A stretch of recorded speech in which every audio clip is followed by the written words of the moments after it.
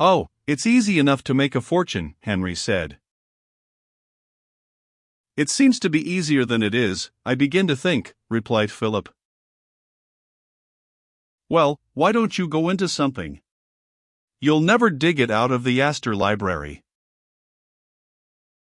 If there be any place and time in the world where and when it seems easy to go into something, it is in Broadway on a spring morning, when one is walking cityward, and has before him the long lines of palace shops with an occasional spire seen through the soft haze that lies over the lower town, and hears the roar and hum of its multitudinous traffic.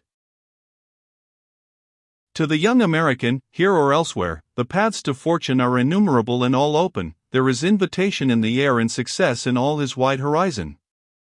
He is embarrassed which to choose, and is not unlikely to waste years in dallying with his chances, before giving himself to the serious tug and strain of a single object.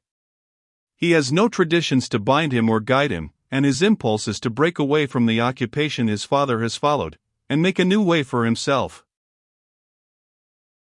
Philip Sterling used to say that if he should seriously set himself for 10 years to any one of the dozen projects that were in his brain, he felt that he could be a rich man.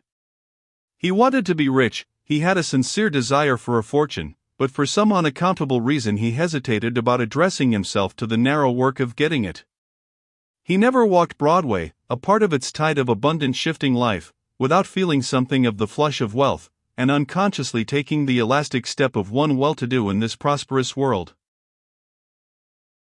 Especially at night in the crowded theater, Philip was too young to remember the old Chambers Street box, where the serious Burton led his hilarious and pagan crew. In the intervals of the screaming comedy, when the orchestra scraped and grunted and tooted its dissolute tunes, the world seemed full of opportunities to Philip, and his heart exulted with a conscious ability to take any of its prizes he chose to pluck.